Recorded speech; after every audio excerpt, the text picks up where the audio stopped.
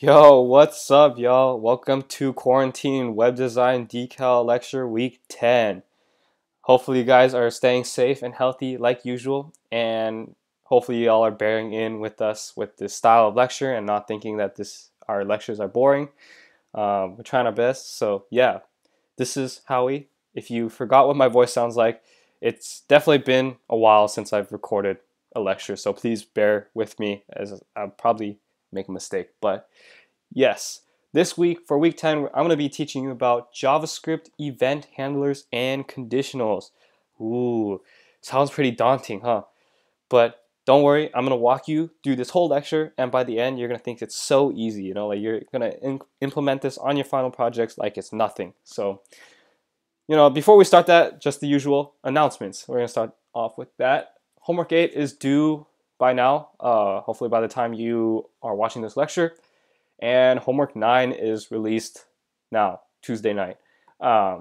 So this homework will apply all the lessons learned from this lecture into this homework. So it's the idea of the homework is that like if I'm gonna click on an image, it should like pop up and become bigger and like blur or darken the background.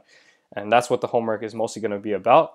And I know some of you guys have already asked about this concept, like how you implement these things in JavaScript for your final project.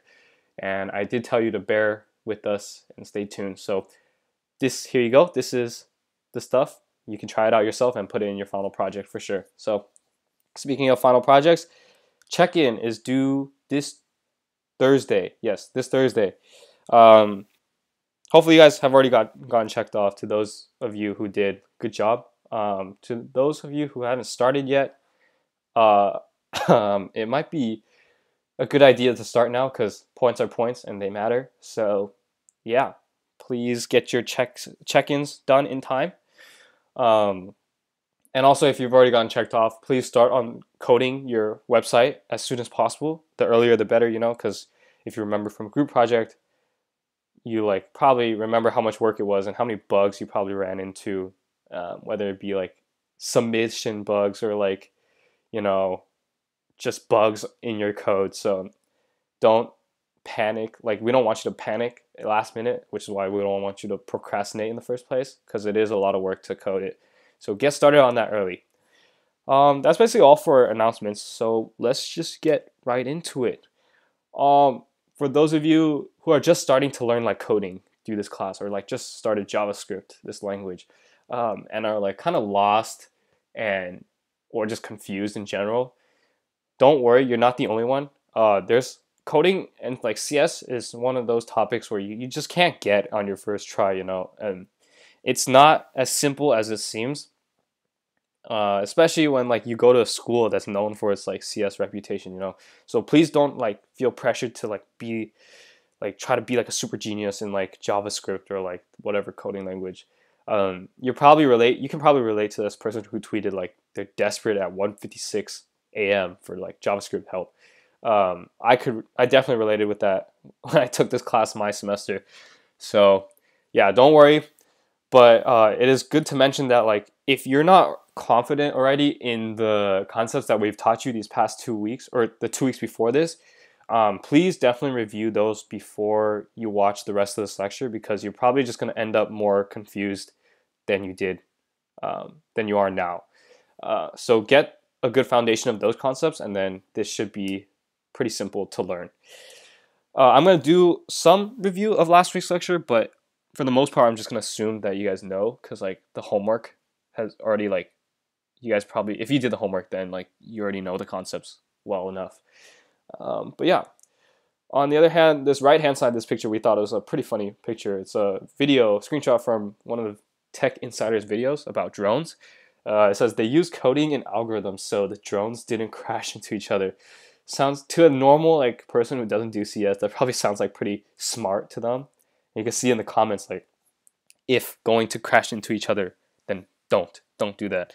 Like I guess that's like how most people see CS to be, which kind of logically it is, but like there's so much more going on in the reality of CS and like coding than there is than just these like 2 lines of code. But I wish it was that simple, but it's not. So it's okay. We're gonna going to teach you everything this week that you need to make your websites cooler. So going off of last week's lecture, Heidi left with this statement, which says, when the user clicks on whatever, like whether it be a button, a link, or an image, then we change some aspect of our website through like HTML or through CSS. And this week we're going to be talking about event listeners or event handlers. This is basically what does this action. Before we get into that, we're just going to do a little review of what Heidi talked about last week. Let's say we got this statement, let food equals document.getElement by ID food list. So what should food return? If you remember last week, from last week's lecture, Heidi went into great detail, really good detail actually, surprisingly, about what an object is in JavaScript. So what this line, document.getElement by ID food list, it will look into our DOM, if you remember, document object model, and search for whatever HTML object that has the ID named food list. And then we'll save that to the variable called food. So ultimately, food should return an object. That's what it is. If you didn't really understand that, don't worry. You have last week's slides to refer to too. But yeah. So for now, I'm going to be reviewing a little bit about the DOM that I just talked about. And we're going to go into event handlers, how to make like our websites way more interactive than it was before. So let's say like we have food.classlist. From last week's lecture, like you probably already played around with this. We have the .classlist attribute for an object. What should this return? Basically, when we call .classlist of an object, it should return a list of all the class names. Like it's like in the name class list of class names. That's what it should return. So it should return the list of class names specific to the food object. If we add more to this line, say food.classlist.add foo, the name foo. What does this do? So basically, we're just adding another class to our pre-existing class list. So by the end of calling this line, we'll have one more class name than what we had before calling this line. So yeah, we're just basically this line, we're just adding more class names to an object. On the other hand, we have food.classlist.remove the name bar. So what should this do? This, probably guessed it, it's the opposite of add. So by the end of, by calling this line, we end up with one less class name than what we originally started off with. It's just removing a class name from the class list of that object. Yep, that's about it for that stuff. So a little review on the DOM that Heidi mentioned last week. It stands for a document object model, and this is the structure that our browser creates when it loads an HTML document.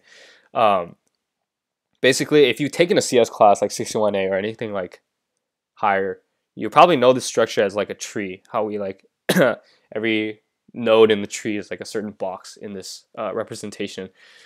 So this is a great visual to refer to when you are thinking about the DOM, the document object model. You definitely don't need to know what like a tree is, but it's just like extra stuff if you think that's interesting. So it's good to note that every HTML tag is an object, like how Heidi mentioned. Like you have like in the document object, we have the property title. And that's like an HTML tag, right? That's the name of your tab or like the page you are on. So yeah, that's how JavaScript renders a DOM object model into our like browser when we load up websites. So let's say here we have another visual, like a simpler visual of our DOM, and we're trying to run the line document.getElement by ID food list. So how would this work, this line of JavaScript work with our DOM, So we're saying like from our DOM, starting at the top with document, we're going to go down, traverse our tree-like structure or this graph till we find an element with the ID food list. So like document, we can see it goes down to body, we're going to go search body.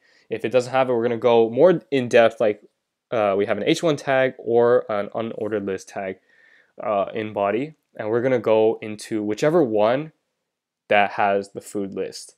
Yeah, that's basically what it is. So JavaScript, it's important to note that it's event driven. Like you probably already heard this a lot from what we mentioned. Like this is just basically essentially the word for it is just the interactiveness of a website, event driven. And the definition of events is like actions that you take as a user when you're interacting with a website, whether it be like hovering, clicking, typing, whatever. It's easy to overlook these things as a normal user without having knowledge of this, but at at this point you should be like noticing a lot of these events that should be happening when you load a website and stuff like that. So some good examples, common examples are like on mouse over, on click, on key press. These are all like built-in JavaScript functions that you can use for interaction. So here's an example. This is our very own web design decal homepage, our landing website. And if you go into inspect element, there's a tab called event listeners. And this is like all the stuff that happens throughout the page when a certain user does a certain action. So you can see like it has like load, mouse up, ready, state change, resize, scroll. Like when let's say like when we scroll, we do a certain thing. And you probably like already can guess what a lot of these elements are because you probably visited the web page and scrolled through it. So I'm not going to go and show you what it is. You could play around with this on your own time. But it's important to know that it is these event listeners, the interactivity that increases like UX, like user experience on the website, which makes everything pop, more interactive. Yeah, so you're probably wondering now, like what I just mentioned, like we have built-in functions like on mouse over, on click, on key press. That sounds awfully a lot like, like colon hover, colon active, these pseudo selectors we taught you. So what is the difference between the two? Basically, with just pseudo selectors, we're only allowed to apply that change to the specific element that we select. If we say like button colon hover, then only the button will apply those changes in that CSS. But let's say we want to, like in this DOM, when we hover a specific list item tag, then we want something else on the page to change, this h1 tag to change. How do we do that? Like you can't really do that with pseudo selectors, because if you select li, you can only change li, and if you select h1, you can only change h1 with pseudo selectors. So the good thing with JavaScript, these things, is that with our DOM, we have access to everything on our HTML. So we can change a different item that was totally different from what we selected. And that's basically the difference between pseudo selectors and event listeners and things like this. This is like super useful for complex interactions like buttons, like I just mentioned. And I'll go into like a demo at the end of this lecture to show you how like we can make a website go into dark mode and back from a click of a button. So yeah. So like I just mentioned, every DOM element object has an onClick function that's already built in. You just call it. So if you take a look at this example code here, we have first statement, we have let button element equals document.get element by ID pop up dash button. So that's just our button element variable is just the object that with the name of this from our HTML.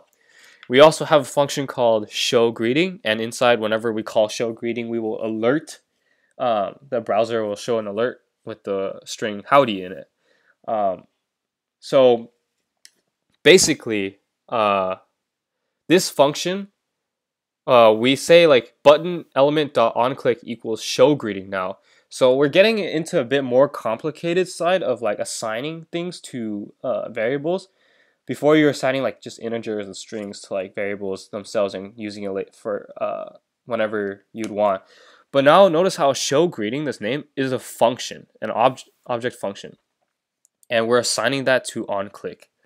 So that means whenever we click on button element, we will run show greeting. We'll alert the browser. We'll have the browser alert us saying howdy. So yeah. And notice how, because it's a function, we don't have the closing, or like just the parentheses at the end of the name, like how it is shown here.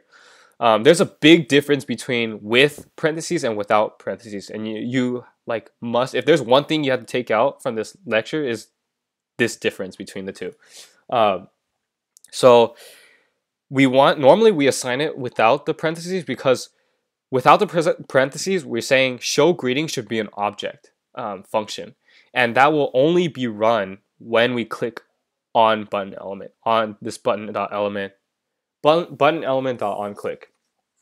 On the other hand, if we have the parentheses with it, we're already telling the function, when we load this JavaScript file, just run it immediately. Just run it.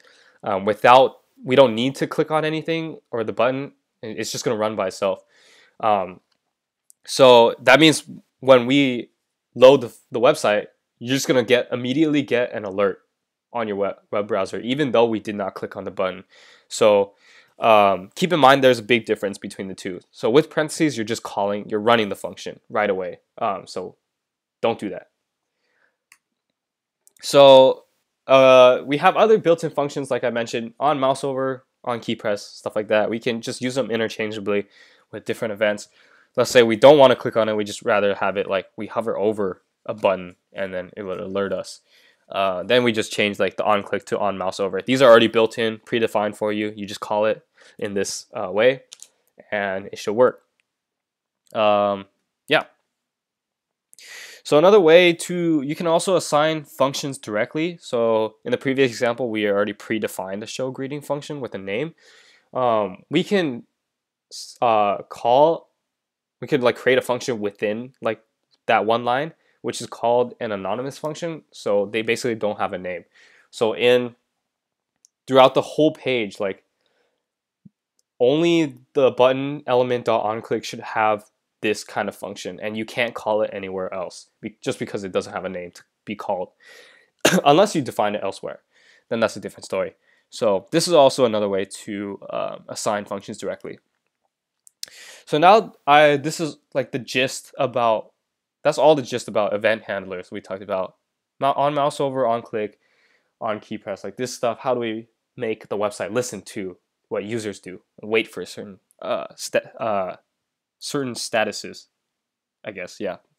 So now I'm just going to talk about alternative styling with JavaScript. So like, let's say we rather like having a function run or like something alert us, when I click a button, I want the background of something to change. So with this, we don't have to directly add classes or like IDs to like modify CSS, just how we did with like HTML. We could do this within JavaScript itself with what we call style.whatever property you're going to do. So if you take a look at this example code, we say let button element equal document.getElement by ID button. That's just like, let's imagine we have a button randomly. And then we have another element, or just a variable called element, and that's document.getElement by ID box. Just imagine we have another box just in our website. And then we have a function called change color that takes in any color and then changes it to that. So here we apply that style.property syntax. So element, which is this variable we've already declared previously, element.style.background color equals color. So whenever this function is called, we will change this element's style, specifically the background color, to be whatever color we pass in. So here's where we apply that stuff. So now we use like what we call an anonymous function. Button.onClick equals function, and then we say like we call change color and pass in red. And notice how it's important to note that all the things we pass in, like when we use style.whatever property, it should be in a string value, so in quotes, because that's how CSS reads text.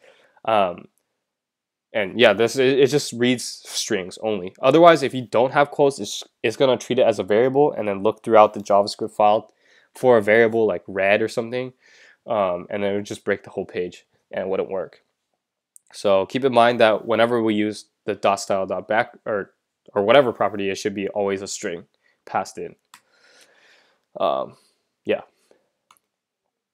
So here, there's a reason why we use an anonymous function when we declare the onClick of button element.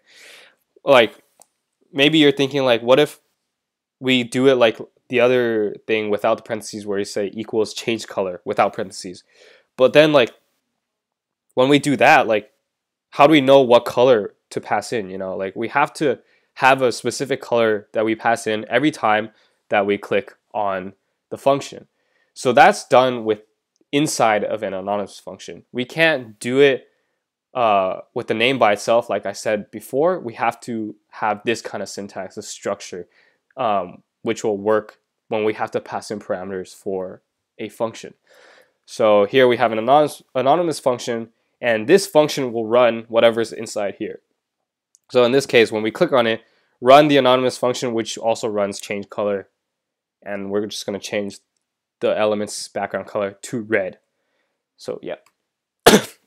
So now that's just like how you change a background color with the style.property thingy.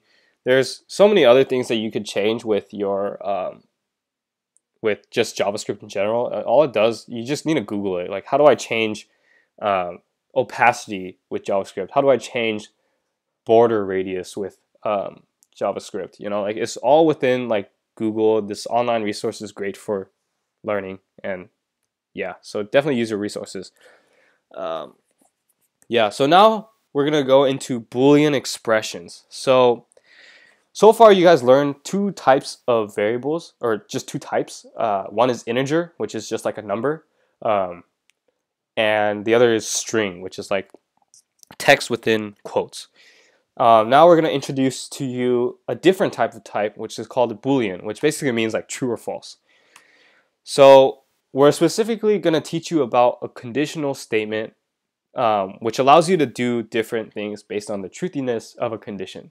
So if X is true, then do Y, just like true, false stuff.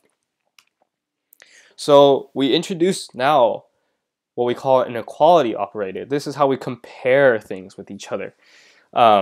So the syntax is like triple equals. That's like to see if they're equal to each other. And then, or if they're not equal to each other, it's like exclamation and then double equals. So so this is an expression that compares if two values are the same type and value. So like 3 has to be an integer. 3 equals 3 if both are integers, you know. 3 can't equal a string. An integer can't equal a string type, if that makes any sense. So there are other relational operators like greater than, less than, greater than equal to, less than equal to. Those you can also use when comparing two different things or multiple things. So yeah.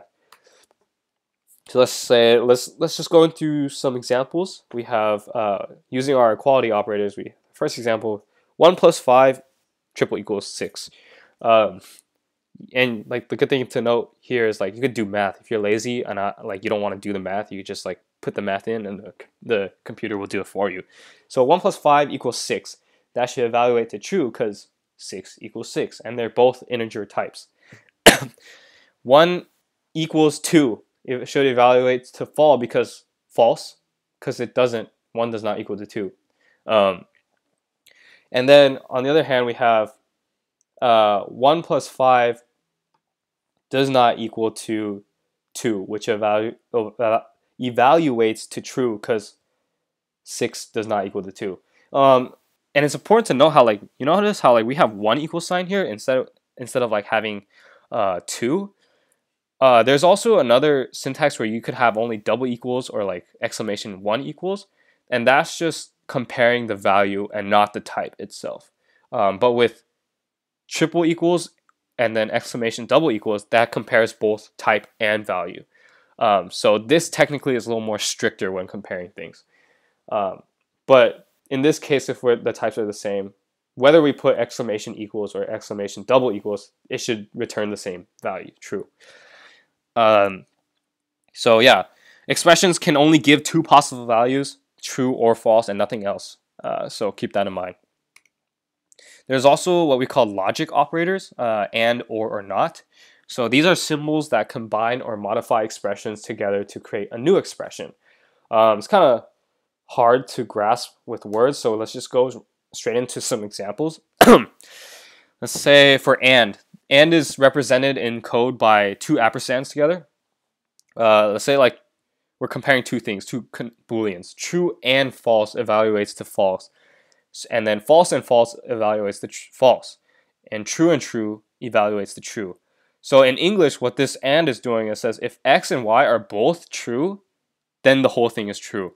If there's at least one false in one of the conditions, then the whole thing will return false. We must have all of the conditions be satisfied in order for the whole thing to return true. In this case, true is true, but true and false is false. And then if you have falses, double falses, that's just false in general.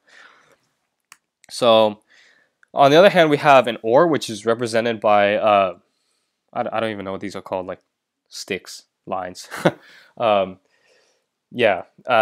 So this is kind of the opposite of and, where you only need at least one true for the whole thing to be true.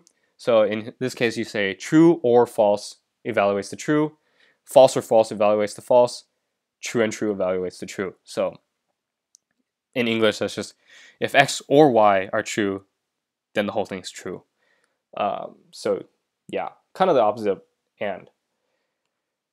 Lastly, we have something called not, which is just basically represented with an exclamation point. It's similar to like the equals, the equality operator, doesn't equal to. We put this at the front of a condition. So it just basically returns the opposite value of the expression. So if we say not true, that's just false. And then not false is true. This one's pretty easy in itself. So not is just the opposite of what the statement was originally. And we can combine a lot of expressions together. Like we can nest expressions within each other, and we can have multiple expressions within expressions. When you look at this, you probably like jumped in your seat and you're like, holy crap, like what the heck? How do you solve this? But let's just walk through this real quick. What should this return? We'll just break it down step by step. If you notice, like this whole thing has two sides separated by an and sign, right? Two ampersands is an and. So let's just take it one side at a time. Let's just look at this left side first. This will be our first condition, and we look at it. It says 1 plus 2 equals 3, which should be true because 3 is 3. So you can imagine this whole left side here of this and should be true. And now let's just try to do this right side. We have 5 times 6 equals 31. But that should be false, because 5 times 6 is 30, but that does not equal 31. So that's false. But we do have a not operand here, like the exclamation point here. So that's just the opposite of what this should return. But so because this is false, the not kind of negates it, so it becomes true. So you can imagine true and true. So the whole thing should return true because we have two trues and it's an and statement. So it should result as true. So now that we've gone through all these operations like true, false, Boolean expressions, we're going to apply them to what we call conditional statements. And if you know this in CS, they're just basically if-else statements. So let's say you're hiking through Yosemite and the path splits. You have to make a choice, right? The concept is similar in a computer. You write a code and it should be able, based on a condition, it should make a choice. If this is true, we're going to take the left path. We're going to go hiking to Half Dome. Else, if that's not satisfied, then we're going to go take a hike to what's another spot? Nevada Falls or something like that. Angel's Landing, if that's what it's called. Yeah, so that's the idea of conditional statements. The computer can now make choices based on conditions. So this is the syntax of how you do it in JavaScript. If, and then specify a certain condition. If this condition is true, we do whatever's inside these curly brackets. If this condition is false, we just totally ignore this and then move on to whatever code is underneath it. We don't do what the stuff we specified inside the if, only if the condition is true though. So yeah, that's basically how you write an if condition. And if you're wondering what a condition is, that's just what we mentioned earlier. It could be this whole operator within that one if statement. So if, like this whole thing, which is true, like we solved it earlier, it would run all of this stuff inside. So here's a lot of some example code of using if statements. Let's say you have a function number equals, and it takes in a number. So in this function, we just comparing numbers, right? We're using these operations. If number equals 5, then we print out console.log number is equal to 5. And then also if number is greater than 4, like console.log, we print number is greater than 4. So let's just run through these couple examples here. Like what does number equal that takes in 5 do? So if number is 5, 5 is 5. Yeah, that's true. Then we just go do this if statement. So number is equal to 5. Basically, it prints out this statement, number is equal to 5, and then it continues to run everything underneath it. So if number is greater than 4, then we print out number is greater than 4, which is true. Like 5 is greater than 4. So we overall, with number equal 5, we print out 2 statements because the number is equal to 5 and the number is greater than 4. If we do number equal 4, 4 does not equal 5 in this first check. So we don't print out this statement here. Instead, we just move on to the next one. If number is greater than 4, which is not greater than 4, then we also don't do this stuff inside here too. So basically, overall, like 4 and 3, like you can imagine, nothing happens. Nothing prints out in the console. Only 5 does both of these. Another way of using if statements, there's, like I mentioned before, if else. If something is true, do this. Otherwise, do something else. So we have a similar function here. If number equals 5, we print number is equal to 5. Otherwise, we print number is not equal to 5. So with the same examples here, number equal 5, it takes in 5 and it checks if 5 is 5. 5 is 5, so that's true. So we just do console.log number is equal to 5. But because we have defined an else statement, like after we run the whatever's in the if, we don't run the stuff in the else, unlike the previous questions, because technically these ifs are kind of independent from each other. In this case, when we run one, we run the other. But in the else, you can think of it if this is true, do whatever's in the if. If it's not true, do whatever's in the else. That's why we don't run this else part. It just completely skips over it. So for number equal 5, this case, we would only print out numbers equal 5 and not both these lines. What if we have number equal 4? So here in this case, number 4 does not equal to 5, so we don't do whatever is inside. Instead, we do the else. We will automatically just go into the else because we just didn't satisfy the if case. So it prints out number is not equal to 5.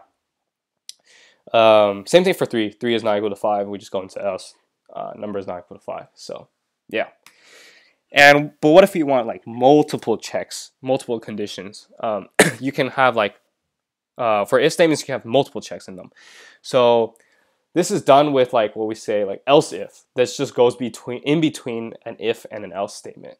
With the function number equal, we say if number equals 5, then like we print out number is equal to 5. Otherwise, if the number is greater than 4, we print out number is greater than 4. If none of these are true, then we just do the else. Print out number is less than 5. So let's just run through a couple examples. In this case, what does number equal 6 do? Like when we pass in 6. Clearly 6 is not 5, so we don't do the first case. We don't print out that. And then else, we check the else if. We consecutively go down because we didn't satisfy this. We check the next one, say like number is greater than 4. And yes, 6 is greater than 4, so that's true. So we print out console.log. We print out number is greater than 4. And then we just don't go into else case because it's a similar concept like last one. So for number equals 6, we only print out number is greater than 4. However, for number equal 5, we pass in 5 to the number. We say number 5 is 5, yeah, so that's true. We just go into that first statement. We print out number is equal to 5.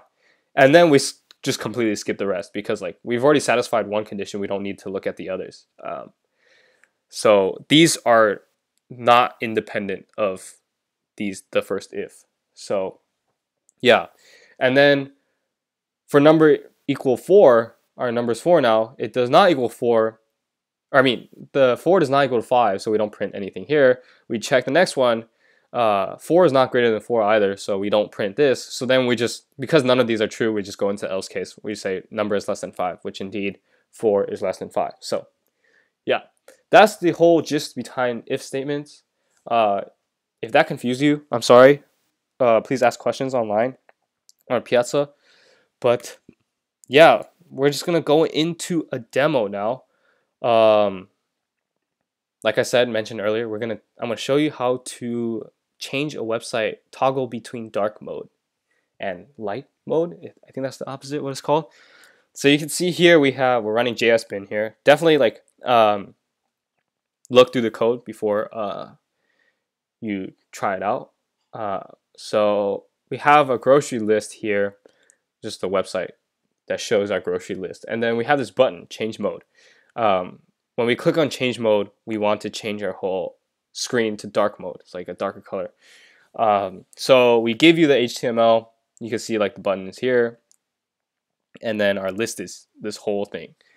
And then in our CSS, we already specified like a dark class. You know, like this is when we change our colors and stuff like that. So try this out on your own. The only changes you should be making is in this JavaScript section.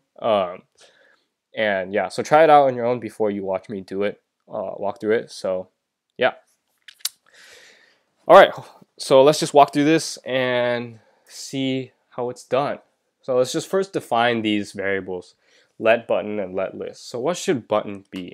Like given the name, button should be like the button we're gonna click on, right? So document.get element by ID, and it's called button on HTML. The ID is button. So we just do, yeah. For list, it should be the whole list itself. Same thing or similar concept. Document dot get element by ID, and then this is called, it has an ID of list. You know, we just do list here. Okay, so now we set up a button and a list, and this is what we're going to be using to toggle dark mode with this function called toggle dark mode. So we've already predefined you this variable called isDarkMode, which basically, if you read the comment, it says isDarkMode is a Boolean that sees if we have our class assigned to the list, meaning if it's already in dark mode or not. So you can imagine like list.contains list. List is what we defined earlier. List.classList.contains dark. If it contains dark, this variable isDarkMode will be true. If it doesn't contain it, this variable will be false. And then here we're just printing whether it's true or false or not. So according to the comments, we want to switch between colors depending on if we're in dark mode or not. So let's just try that out. If you're thinking like, wow, that sounds a lot like using an if statement. You know, like what's the point of like having a true false variable if like we're not going to use an if statement? So let's say we have if here, but what would be our condition? You know, so let's say if we're not, we can just like do it in whatever order we want to. If the website is not in dark mode, that means dark mode variable will be false. So if dark mode equals false, false, then we do whatever's inside here. So what should we do when dark mode is off? We want to turn dark mode on, right? So this is what it should look like when it's not in dark mode, but when we add it, we're just adding like the class dark to it. So like list.classList dot add dark. We're adding the class dark. That's because we're like, this checks if we're containing dark or not. And then because the button, we like predefined it as to have like, it's already in dark mode because it's dark already. We're just going to remove it from the button itself. So button.class list.remove. I mean, it's up to you if you want to do it or not, but like, yeah. So it's just gonna blend in to the background if you don't change it to non-dark mode. So yeah, so this should be enough for just like changing it to dark mode, you know. So we run, but like we click on it now. I'm clicking change mode. Like what the heck? Like shouldn't it change now? But like keep in mind we've only defined this function. We haven't really called it anywhere outside the function, right? If we see here, we have a comment here saying change me to set our function to be called when we click on button. So right now it's set to null, which just means like it's just a none object type. We're gonna change that to our function, and because it doesn't pass in any parameters, we don't need to do an anonymous function call. We could just say the name, toggle dark mode, and no parentheses, please, no parentheses. So we have yeah, that line. We click run, boom, like we changed it to dark mode. Like cool, that's cool. Now I want to change it back, but like what the heck is not changing back? It should change back, you know, like dark mode is always true now, but we want to switch between the two. That's because we've only defined the case if dark mode is off. We haven't said if dark mode is on, then like do something. We say else.